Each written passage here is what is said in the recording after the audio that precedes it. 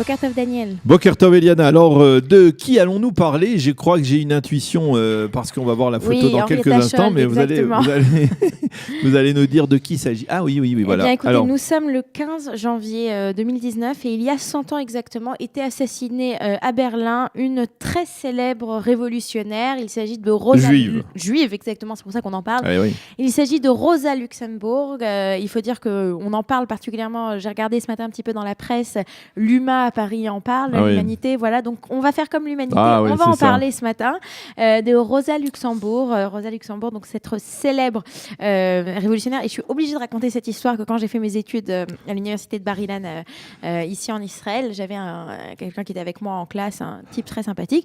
Et un jour, il m'a dit, tu sais, j'étais à Paris, j'ai visité Paris. Je dis très bien. Je dis, t'étais où? Il me dit, j'ai visité le parc Luxembourg, Rosa Luxembourg. Et j'ai dû lui expliquer que c'était pas du tout qu'au centre de Paris, les jardins du Luxembourg n'avaient pas été appelés au nom de Rosa Luxembourg. C'était pendant vos études de sciences politiques? Pas de sciences politiques, d'histoire. Moi, j'ai fait de l'histoire. D'accord. Voilà. Alors, Rosa Luxembourg, elle est née en Pologne. Elle est née en Pologne en 1870, dans la ville de Zamość, pas très loin de Lublin. Alors, elle est la 5e enfant d'une famille juive.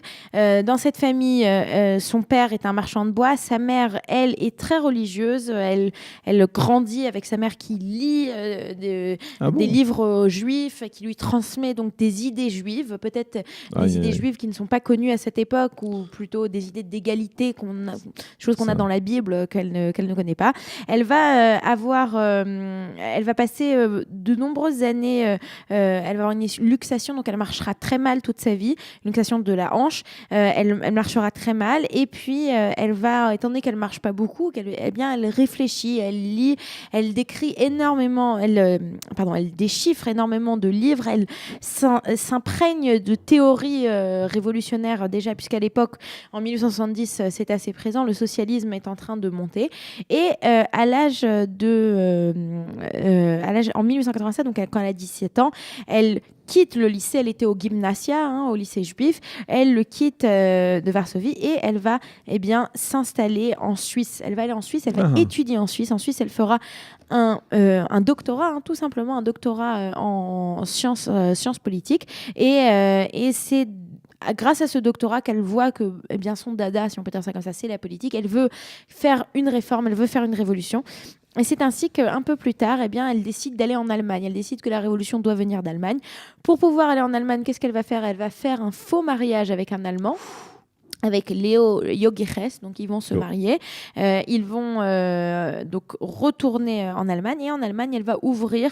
D'abord, elle va être active au sein du Parti social-démocrate, et ce Parti social-démocrate, en 1914, quand la guerre éclate, soutient la guerre, tandis que elle, Rosa Luxemburg, s'oppose à la guerre, donc elle est encore plus à gauche que son parti. Étant donné qu'elle s'oppose à cette guerre, elle va créer un autre parti qui est connu, c'est la Ligue Spartakiste, donc du nom de Spartacus.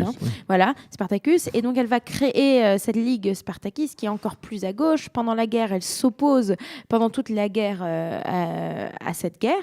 Étant donné qu'elle s'oppose à cette guerre, elle va être jugée à plusieurs reprises pour incitation publique à la désobéissance. Et toujours, il faut savoir qu'à cette époque, les milieux révolutionnaires, il y avait énormément de juifs. La question, c'est pourquoi est-ce que les juifs sont tellement présents dans ces milieux révolutionnaires?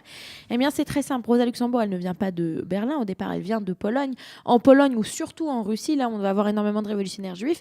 Les juifs n'ont presque pas de droits, leurs droits civils leur sont complètement bafoués, ils n'ont pas une égalité des droits, et c'est la raison pour laquelle En Pologne à cette époque? En Pologne déjà à cette époque, bien sûr, il y a le numerus clausus pour arriver à l'université, c'est pas du tout simple. Ça va continuer jusque dans les années 30. Tous les juifs polonais qui vont venir en France, par exemple, dans les années 30, pour eux, ils arrivent dans un pays où on leur donne la liberté. Donc, étant donné qu'ils n'ont pas du tout ces droits-là, pour eux, c'est de là, en fait, que vient ce feu brûlant qui va leur permettre d'inventer ces théories révolutionnaires.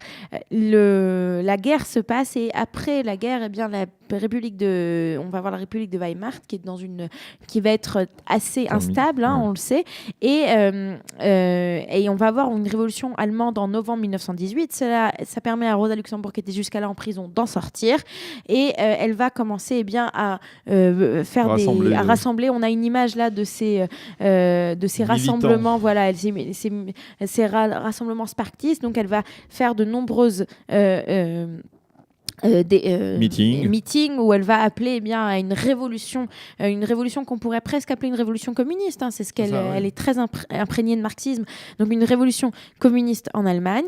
Et elle va écrire un article qui s'appelle L'ordre règne à Berlin, dans lequel elle appelle, c'est juste au même moment où en fait les membres du parti sparkiste sont tués en grande partie, il y a une répression très forte par le ministre de la Défense de l'époque ou le ministre de l'Intérieur de l'époque. Le lendemain de son article, des militaires vont se présenter à son domicile, donc c'est à la date d'aujourd'hui, le 15 janvier. Ils se présentent à son domicile qui est clandestin. Elle est arrêtée. Elle est conduite dans une prison. En chemin, elle est donc on la frappe à la tête à coups de crosse de fusil. Ouais. On va ensuite lui tirer une balle dans la tête et c'est ainsi qu'elle va être tuée. Et on ne sait pas ensuite où est-ce qu'elle a été enterrée, puisque son cadavre va être jeté dans un canal dans les environs de Berlin. Donc on ne sait pas où est-ce que son cadavre son corps, on ne sait pas où est-ce qu'il est passé.